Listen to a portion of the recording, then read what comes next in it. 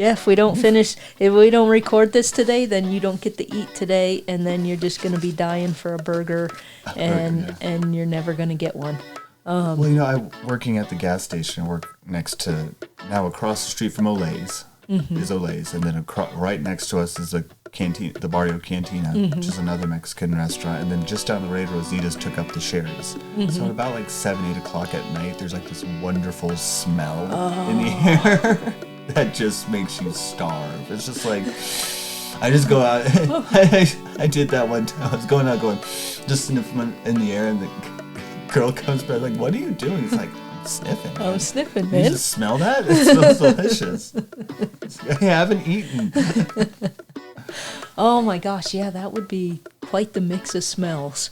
I think it's wonderful. Anything to take away that gasoline smell, because otherwise you just smell gasoline. Oh, so that'd be terrible all day. Yeah, there's a sweet spot in the day. In the late afternoon when dinner's going, it's oh yeah, this is a good smell. And I always say, oh, I'm going to go get this, that, or the other thing, and then I come home and eat nutritious food. Mainly because it's way too expensive now, too. That's me. It's not that I don't want it. I can't afford it. Yeah. Jesus. Some of those meals, it costs almost $30 now for one person to have a decent meal. Mm-hmm. It's it's kind of ridiculous, which is why we like the green plate. We usually go there for breakfast, and the two of us, it's $23. It's less than 30 with the tip for our breakfast. I've yet to go there. I've never been there yet. I've always heard about it. I know where it is, but because of the location, I never think about it. Oh. So for those who don't know, the Green Plate is at the 21st Century building out by the sugar factory. Yeah. And it has tractors. It looks like a tractor, a dealership. It is. It's the John Deere dealership. So, So you don't think it to go in there and have a meal. You just don't. It's not that it's bad, because everyone in town, I've never heard a bad compliment towards the Green Plate. It's awesome. Everyone says it's great food. Yeah. And me, it's oh man, there's no great restaurants around here, and that's the one I haven't been to. Yeah. So. Oh, see, some mornings, so they close at 2. They do lunch from 11 to 2, and their menu changes every week. I should just, next time I go, I should just sign you up for their email, and then you would get an email once a week for it. And their menu changes. They always have 2 options for lunch. But, if you go Monday, let's say Monday this week is liver and onions or a sloppy Joe. Next Monday is not going to be liver and onions or sloppy Joe. So it always changes. It's always changing. Cool. And then breakfast, they just have a few standard breakfast things. It's not like this massive menu, but it's all done good. Yeah, it's all done good. And if I'm going to eat breakfast out, that's where I'm going to go. And I've had lunch there a couple of times, and the food was good. They had what do they call it? Hedgehog meatballs. I don't like those. It's meatballs that have rice in them. Oh yeah, it was called the porcupine meatballs. Porcupine meatballs. That's what it was. My mom makes excellent porcupine meatballs. And the food was good. It's just I learned I don't like my meatballs with rice in them. So fair enough. It's a thing. I don't think my sisters really liked it, but that's a childhood favorite of mine, was porcupine meatballs. Okay, cool. See, and that's also something I never ate till I came out here. Yeah, so my mom made them all the time. Yeah, and sometimes she'd change it up and make porcupine meatballs kind of like Swedish meatballs. And then there's other times she'd make it more savory, almost like with ketchup or like tomato sauce. I don't really know what she used, but she'd change it up. It's really, really good. See, now I'm going to have to break out my mom's meatloaf recipe, because her meatloaf recipe is also her meatball recipe. I do love meatballs. And I don't think anybody else's meatloaf is good, or their meatballs, because they don't taste like my mom's. And I do have her recipe. That's the thing about some dishes. I have that too, from my mom and my grandma. There's just some things that if they don't make it, it's just not the same. Yep. Even if I make it. Yep. And my biggest ones with that are meatballs, meatloaf, and lasagna. Yeah, lasagna. And it's because you can do lasagna just slightly differently, and it's that's not my mom's. This is crap. And it might be perfectly fine, but it's not how mom made it. Yeah. So today on Storytelling on the Plains, we're not going to talk about food because Connor and I are getting hungry. And it is getting toward lunchtime, so we need to talk about scary stories with a lesson. Maybe. Maybe. Still questioning the last one about lessons, but yeah. If that's a lesson, maybe. So this story I also found on that old Pyramid Mesa website, and it's called The Story of the Ghost Wife, and it was told by Leonard Crow Dog in 1968, and there were a few things on there that were told by Lakota folks in 1968, so I'm assuming that it just being a journalist, I'm assuming someone was like, oh my God, these stories are going to go away when these old dudes die. We need to get it down. We need to get it recorded. So let's just hop right into the story of the ghost wife. They sure like their ghost girlfriends and wives and daughters. Anyway, I'm just thinking back to a couple of episodes ago with the... Oh, that's right. There was another ghost. Yeah, ghost yeah. wife. We got lots of ghosts. Don't talk to them. Once there was a man, a fine hunter and good provider, who was very much in love with his handsome wife. They had 2 beautiful children with a third on the way. And I really wish we would still describe women as handsome. I think that's a perfectly fine term, but somewhere along the way we stopped doing that.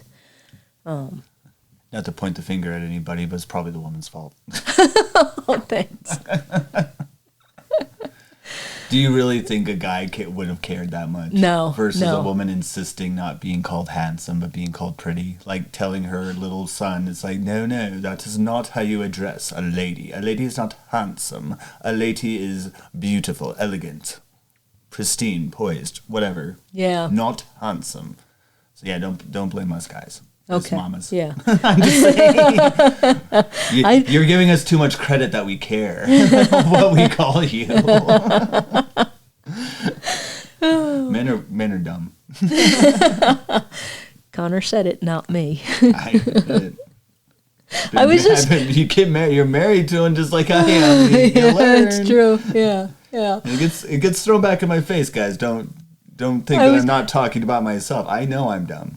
I was just going to say check our email, but I haven't even checked our email in months. So I'm not very good at delegating authority, too, because I don't even know if you know the password to our email. No. I don't. Oh, gosh. Okay, back to our story. When his wife was about to give birth, she was in labor for a long time. The baby wouldn't come out, and it hurt so much that the woman cried. At least they acknowledged that. The husband fetched an old woman who knew about such things, and she tried birthing medicine and all her other powers, but nothing helped. The child wouldn't come out, and the young wife died. The husband was crazy with grief. He had loved her so much, and now he didn't know what to do. He ate almost nothing. He cut his little finger off to show how much he missed her. And if you remember correctly, back... That's a proper sign of mourning. So yes. No one freak out about that. Yeah. That's just what you did. Yep. He held all kinds of ceremonies for her. Sometime after she had died, the man was walking near his teepee one night when he saw a ghost. It was something like a white fog, a mist shaped like a woman. It was his wife calling him. She said, "I couldn't stand seeing you grieve so much. I took pity on you. It's not at all bad where I am, and I can arrange for you and the children to join me. Then we can walk the Milky Way together and never be separated again." My reaction is no, go away. We see this again. Stephen King ruined us. Yeah. Because this is like a creep show kind of offer. Yeah. It's like, oh yeah, sure, I'll make everything right again. But you're dead. Yeah, but I'll make everything right again. Yeah. For me. Yeah.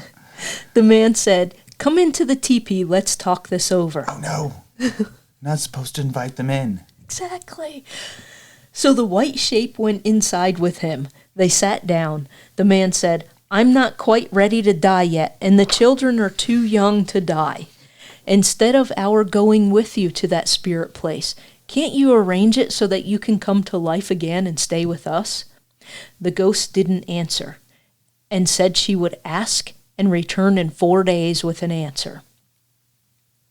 4 days later she came back, standing outside the teepee in the moonlight like a white mist. She called her husband and told him, "Well, all right. It's arranged for me to come to life again." Is that how you wrote it, or is that how? No, I'm quoting from the story. Well, all right. "Make a curtain of buffalo robes that I can hide behind, and don't look at me or try to touch me for 4 days. If you do, I'll remain dead. So be careful, husband." Fair enough. Okay. The man followed every instruction. He hung the curtain and didn't look or let the children look behind it.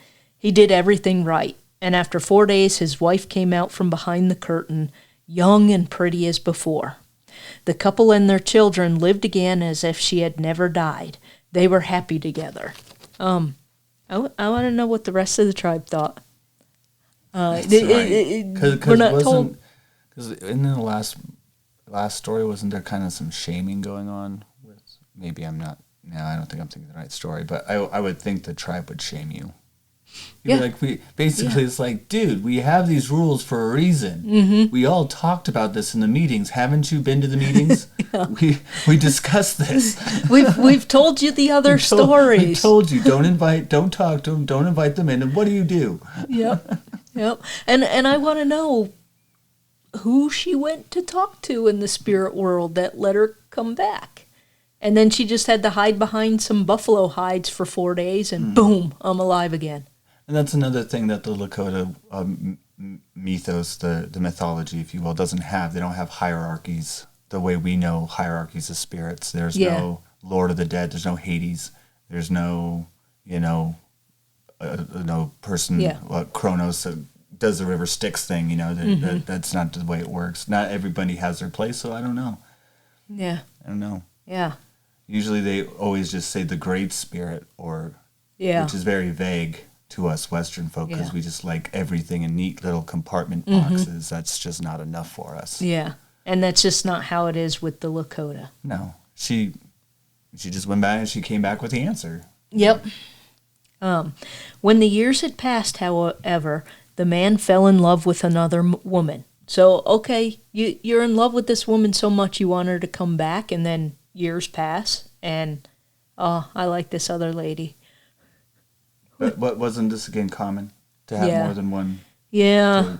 Polyamory was just kind of the norm. Yeah, but I'm still looking at it as you loved her so much you begged her to come back from the dead to be with you. And then after a few years, you're like, there's another lady here. Okay, won't be too whatever. hard on the culture. yeah, all right. That's definitely me.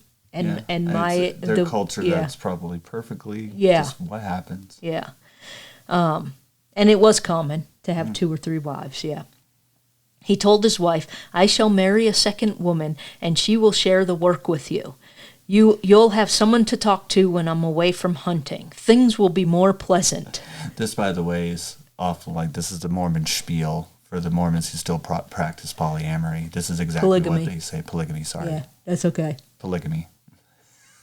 They do, seriously. They're just like, hey, guess what, wife? I'm going to get another wife because you look lonely and you look like you're stressed, so this other wife's going to help you with the work. Sound good? Like, are we good so far? Okay, sweet. Glad we got that figured out. But things were not so pleasant. The first wife tried to get along with the second one, but the new woman was proud and jealous. And as often happens, the man paid more attention to his second wife, the younger and prettier one. The new woman did not like having the old one around either, and she told her, "You're nothing but a ghost. You're not even real. Why do you hang around? Why don't you go back up to the Milky Way where you belong? Go away, ghost." The first wife said nothing, but the next morning she was gone, and her husband and children also were gone with her. They had vanished without a trace. This time, the ghost wife had taken them to the spirit land rather than stay with them down on earth. When the new wife realized what had happened, she was sorry for what she had said, but that didn't bring them back. And that's the end of that story. It's a rather short one. Again, what's the story? What's the lesson? Don't take a second wife. Don't invite ghosts to your door. Yeah, don't interact with ghosts because in the end you can get taken away. The ghosts end up killing them so that they could go join them in the spirit world. To be fair, they didn't say that they were murdered. That's true. She just took them up. They just disappeared, yeah. Body and all. So who knows? Yeah. I don't know. Maybe it's a lesson to the second wife to be nice to the first wife. To don't be mean to people. I don't know. Maybe. I don't know. Seems like a weird way to bring that lesson home. Yeah. it seems kind of odd, but yeah, But it's my biggest thing is come to the meetings. Why didn't you make the meetings? Yeah. If you come to the meeting, you would have known not to do this stuff.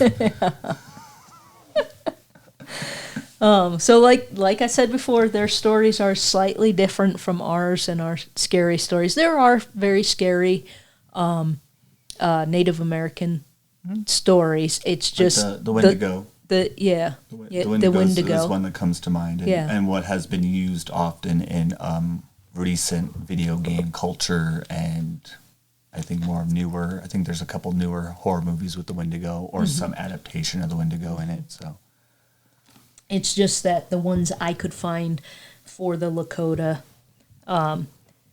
they're more lessons than scary. Than scary, and I think the Wendigo is Appalachia area. I think it's more eastern, near your neck of the woods. Yeah, I think so.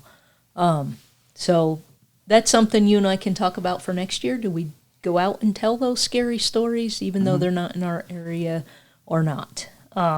Same with the story of, like I said, the Aurora Borealis. I guess is something that has its own terrible stories. It's kind of like another thing you're not supposed to go out and look at. You're not supposed to go out if you see it. You're not supposed to see it, basically. Yeah. Well, there you go. You got a year to research that story and write it. Yeah. Well, but again, I don't know how much the Lakota followed it, because that was more of an Inuit thing. Further up in Alaska, where you actually saw the Aurora Borealis. Oh, gosh, yeah. The Lakota probably didn't see it any more than we see it, not a whole lot. So yeah. Someone told me that, and I don't remember if it was you or not, but a few weeks ago, you could see it from Agate.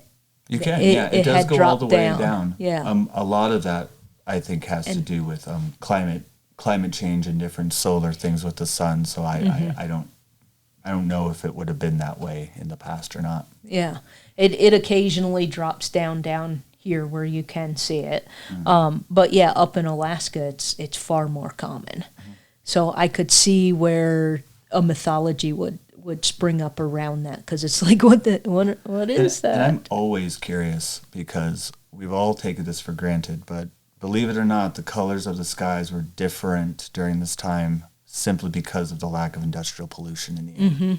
We've actually changed the colors of our sky, and we've grown up and gotten used to it. And even before industrial pollution, if you go back to, when the dinosaurs were going around, there was different gases in the air, different concentrations of oxygen, so that would have done something completely else different to the nighttime sky. So I think it would have been a very interesting time to live in the time where these stories are being told, because you would have really seen the stars. No light pollution. Yep. No industrial pollution. Yep. So just clouds and stars. You should have seen so much at any given night than you can nowadays. Yeah, because you wouldn't even need the filters and the long exposures on your camera to see the entire night sky. Yep. It'd be just like if you go out to Harrison. Yeah. It'd be like that every night. Yep. Yep. Pretty cool. And that is, as weird as it sounds, that is the only reason why I ever wanted to go to North Korea, was because they have no lights at night, and I wanted to be able to see the stars as they should be seen. Yep. And I want to go back to Arches, because Arches is a UNESCO World Heritage Site. Did I pronounce that right? Yeah, UNESCO, yeah. UNESCO. So they're a dark site. So they actually have zero light pollution out there. So if you go out there, you can actually see stars with the naked eye that you don't need telescopes. And I guess it's wonderful. So Yeah, I have never made it out there yet, but it is on my list. it's wonderful in the daytime. We did it in the late afternoon, so we kind of caught it when the sun was starting to go down, and it hits this valley that turns everything into like a red fire color. So it was really, really cool. Arches is amazing. It's a beautiful place. And definitely go as soon as you can, because I don't know if you've heard, one of them fell. One of the major arches have collapsed, which happens. These are arches that are caused by natural wind erosion, water erosion. And eventually they're going to fall. Yep. Just like Chimney Rock, you look at the pictures from 150 years ago, it's much taller than what it is today. Because you look at it today and you're like, I could kind of see Chimney. Well, yeah, go back 150 years when they actually named it. Well, better than an elk penis, I guess. It still kind of looks like an elk penis. Yeah. And I think they went with Chimney Rock because, we all got to be proper. Can't call it elk penis because we're all going to giggle like 12 years old. Because all the kids are already giggling. It's like, we can't send school children up to elk penis. Exactly. How would that look on the report slips we have to give out, the permission slips? Yep. Like, and dear Mom and Dad, please allow your child to attend elk penis today. Oh my gosh. Yeah, I mean, here we are giggling about it, and I'm 55. It's still funny as hell. It is. There are so many times I see a video or read something, and I'm like, really? Really? That got past your censors? How did that get out? And I still think that was named in good humor by the Lakota. I almost guarantee it. It probably was. They were probably laughing, too. They were just like, ha ha, that's what that looks like. This week's Daily Show, Chuck Schumer was talking, and he was talking like this, and I'm cracking up laughing. And for people who can't see, Chuck Schumer was talking. He had both hands into a fist and was moving it in a way that, anyway. Very suggestive. And they cut back to Jon Stewart, and he's like, I could do without the hands. And I'm just like, yeah. And the audience is cracking up, and he's trying not to laugh, and I'm going, really, Chuck, what were you thinking when you were What he yells like, Chuck Schumer, you're such a flat tire. Yes. Such a flat tire. Chuck Schumer is a living flat tire. It's a living flat tire, yeah. It's like, that was funny. Oh, gosh. All right, so we got a second story for you today. And it's not Chuck Schumer. As terrifying of a story as that would be. If you guys want a nice ghost story. Oh, gosh. This story is called The Man Who Was Afraid of Nothing. And it was a story told by Lame Deer. And I'm just going to read the story that Lame Deer told. Because, again, these aren't like the other ghost stories where you could do them the way that we did. Just because there's usually some kind of lesson in there. So I'm going to read this one that Lame Deer related to someone many, many years ago before I was born.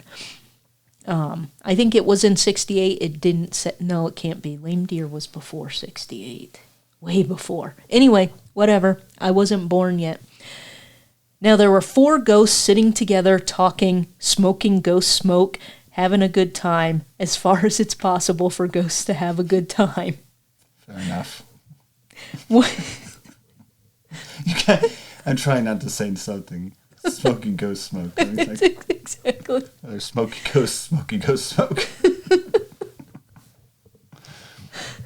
See, and I told you when we started this, we were going to try and be respectful, and you can't, because there's just... I am being respectful. It is, but it's just, there's so much humor in their stories. I swear if I was a Lakota kid, I'd still be giggling. It's like, what is I would too, ghost smoking? It's like, okay, ha. Yeah. One of them said, I've heard of a young man nothing can scare. He's not afraid of us, so they say. The second ghost said, I bet I could scare him. The third ghost said, we must try to make him shiver and run and hide. The fourth ghost said, let's bet. Let's make a wager.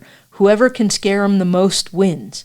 And they agreed to bet their ghost horses. So they got ghost smoke and ghost horses. If you have ghost horses, what's the use of 2 ghost horses? What are the other ghosts going to do with the ghost horses? The other person's ghost horse? Do they just make bets on ghost horses? I guess. Got nothing else to bet with. All I got is they got some ghost smoke. They got ghost smoke and horses to bet with. I don't got much else. Yeah. So this young man who was never afraid came walking along one night. The moon was shining. Suddenly, in his path, the first ghost materialized, taking the form of a skeleton. "How, friend?" said the ghost, clicking his teeth together, making a sound like a water drum. I'm trying to imagine clicking your teeth together, and it sounds like a water drum.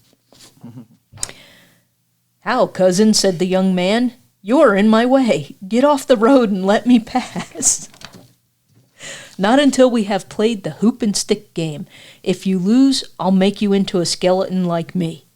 The young man laughed. He bent the skeleton into a big hoop, tying it with some grass. This was basically Bugs Bunny'd him. It's like, oh yeah, now you're a hoop. He took one of the skeleton's leg bones for his game stick and rolled the skeleton along, scoring again and again with the leg bone. "Well, I guess I won this game," said the young man. "How about some shiny ball?" I don't know, or a shinny ball. I don't know what shinny ball is. Yeah. The man took the skeleton's skull and used the leg bone to drive it ahead of him like a ball. "Ouch," said the skull. "You're hurting me. You're giving me a headache." So today we learned ghosts can get headaches. "Well, you asked for it. Who proposed this game, you or me? You're a silly fellow." The young man kicked the skull aside and walked on. Further on, he met the second ghost, also in the form of a skeleton, who jumped at him and grabbed him with bony hands. "Let's dance, friend," the skeleton said. "A very good idea, cousin ghost," said the young man. "What shall we use for a drum and drumstick?" "I know." Taking the ghost's thigh bone and skull, the young man danced and sang, beating on the skull with the bone. This young man seems very insensitive to his ancestors. Yeah. It's just like, it's not that I'm afraid of ghosts. It's like, I just don't care. Yeah. I don't care who I insult. Stop, cried the skull. "This is no way to dance. You're hurting me. You're giving me a headache." "You're lying, ghost," said the young man. "Ghosts can't feel pain." "I don't know about other ghosts," said the skull, "but me, I'm hurtin'." "For a ghost, you're awfully sensitive," said the young man. "Really, I'm disappointed. There we were, having a good time, and you spoiled my fun with your whining. Grown somewhere else." It takes some guts to tell a ancestor ghost this. The young man kicked the skull aside and scattered the rest of the bones all over. "Now see what you've done," complained the ghost. "It will take me hours to get all my bones together. You're a bad man." "Stop your whining," said the young man. "It gives you something to do." Then he went on. Soon he came upon the third ghost, another skeleton. "This is getting monotonous," said the young man. "Are you the same as before? Did I meet you further back?" "No," said the ghost. "Those were my cousins. They're soft. I'm tough. Let's wrestle. If I win, I'll make you into a skeleton like me." "My friend," said the young man, "I don't feel like wrestling with you. I feel like sledding." "There's enough snow on the hill for that. I should have buffalo ribs for it, but your rib cage will do." The young man took the ghost's rib cage and used it as a sled. "This is fun," he said, whizzing down the hill. Stop, cried the ghost skull. "You're breaking my ribs." The young man said, "Friend, you look funny without a rib cage. You've grown so short. Here," and he threw the ribs into a stream. "Look what you have done. What can I do without my ribs? I need them." "Jump in the water and dive for 'em," said the young man. "You look as if you need a bath. It'll do you good, and your woman will appreciate it." "What do you mean? I am a woman," said the ghost, insulted. "With skeletons I can't tell, you pretty thing," he said, and walked on. Then he came upon the chief ghost, a skeleton riding a skeleton horse. "I've come to kill you," said the skeleton. The young man made faces at the ghost. He rolled his eyes. He showed his teeth. He gnashed them. He made weird noises. I'm a ghost myself, a much more terrible ghost than you are, he said. The skeleton got scared and tried to turn his ghost horse, but the young man seized it by the bridle. A horse is just what I want, he said. I've walked enough. Get off. He yanked the skeleton from its mount and broke it into pieces. The skeleton was whimpering, but the young man mounted the skeleton horse and rode into the camp. Day was just breaking, and some women who were up early to get water saw him and screamed loudly. They ran away while the whole village was awakened by their shrieking. The people looked out of their teepees and became frightened when they saw him on the ghost horse. As soon as the sun appeared, however, the skeleton vanished. The young man laughed. The story of his ride on the skeleton horse was told all throughout the camp. Later, he joined a group of men and started to brag about putting the 4 skeleton ghosts to flight. People shook their heads, saying, "This young man is really brave. Nothing frightens him. He is the bravest man who ever lived." Just then, a tiny spider was crawling up this man's sleeve. When someone called his attention to it, he cried, "Eek! Get this bug off me! Please, someone take it off. I can't stand spiders." Yeah. He shivered and he writhed. He carried on. A little girl laughed and took the spider off him. So that kind of story actually is a very retold versions. I've seen several told versions of those kinds of stories. So yeah. Yeah. But it's a very funny thing. Yeah. It's very cartoony, actually. Yeah. Very, very cartoony. I would love to see made into like a little short cartoon. It has been in a version. Yeah, Really? Yeah. There's versions of it I can think off the top of my head. There's Looney Tunes, there's Bugs Bunny episodes where they don't do that exactly. But yeah, Bugs Bunny goes nonchalantly to Dracula's castle. And then like something at the very end scares him. You know? Yeah. Like, and it's something. It was his nephew. Remember, he had his nephew that had a witch's mask on, and I think it scared Bugs Bunny at the very end. And he pulls up the mask like, "What's wrong, Uncle Bugs?" and after he just went through this whole situation with witches. So yeah, there's different variations on it. Yeah, there's lots of variations of that kind of story. But yeah, it's still funny. So it's a fun little cute ghost story. Don't be afraid of. I mean, he kind of turned that whole thing of don't mess with ghosts on its head, and he got the better of them. But he's afraid of a spider.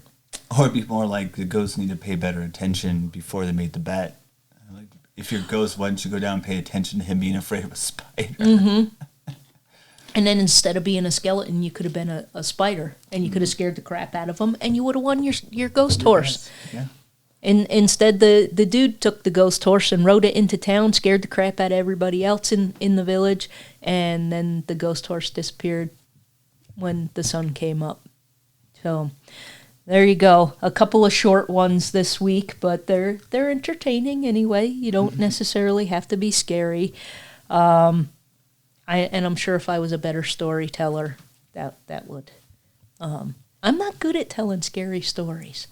Even when I was a kid, and you got the flashlight under your chin, and you're like, ooh, yeah, I wasn't good at doing those stories. But then when people would tell them to me, I'd be like, all right, where's the scary part? Right. It was like the very first time.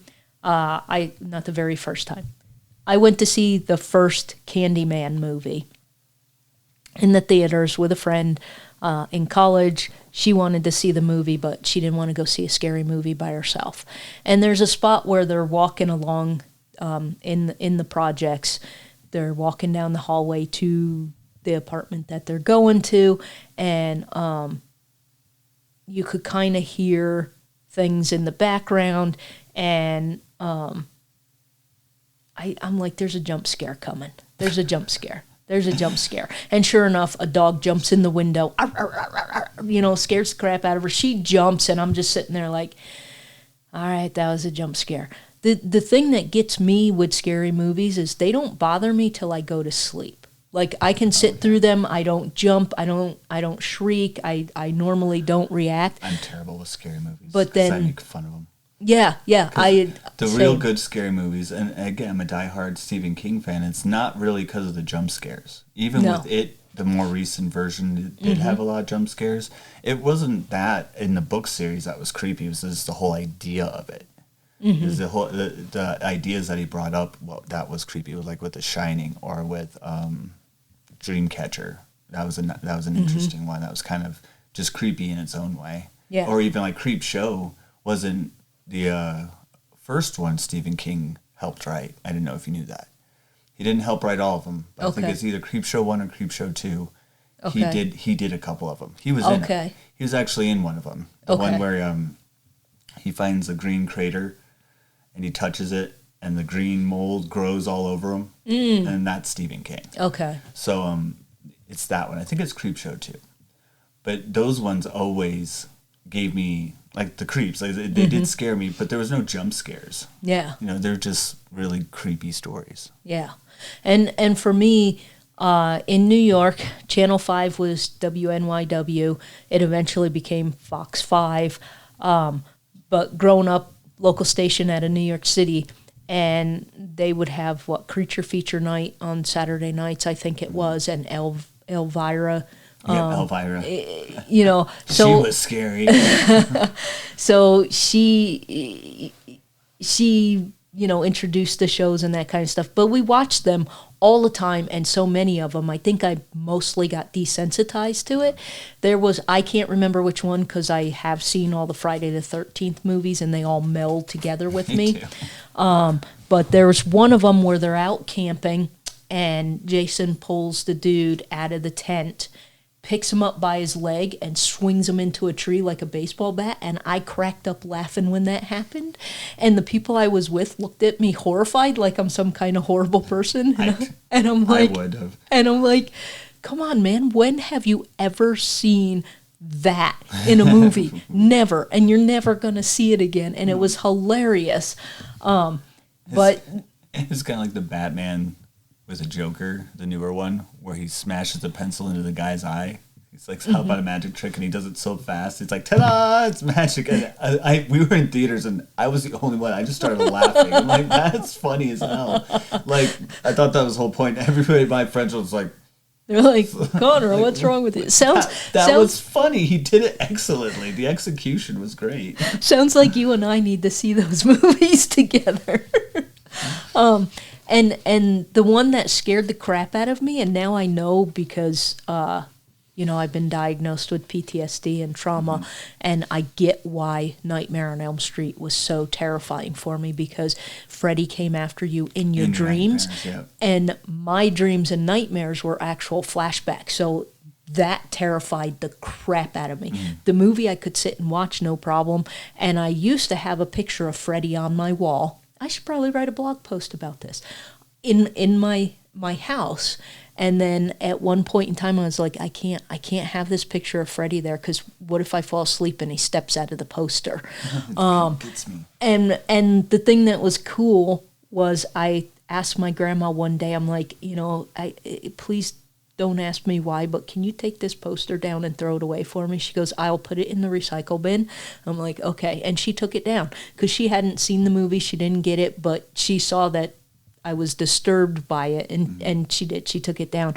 But it got to that point that I was struggling so bad with nightmares at that point in time. I was like, I can't have this in my room anymore. So I think I just became desensitized because every Saturday night we would watch horror movies. And my mom did the same thing to me. So I grew up an X-Files kid. You saw all the X-Files, and at first there's a couple ones to this day that are still pretty creepy, but now you're just like, eh. Yeah. You see so many of them that you get to a point where you're like, that's not new. And the thing with Jason whacking the guy against a tree like a baseball bat, that was new, and I was just like, oh my God, that's hilarious. But the moral of our story so far is don't talk to ghosts. As you can tell, nothing good comes of it, ever, ever, ever, ever. But we're going to get another one next week, and I believe that's our last one for October next week, and then we'll get into a couple of cool stories about a couple of places you can visit in Nebraska. And, be kind to animals, because bison will run you over and kill you. And you'll find that out when you listen to those 2 episodes. And then we got a story coming up after that. We'll head back to Native Americans, and we'll talk about the Spotted Tail Agency and Camp Sheridan. So those are coming up in a few weeks. But for now, that's all we have. And hopefully you're enjoying these stories, even though they're a bit shorter than what we normally do. So go out and do something for a half an hour, and then you'll have filled the time that we normally fill for you. So for now, I'm Irene. And I'm Connor. And this is Storytelling on the Plains.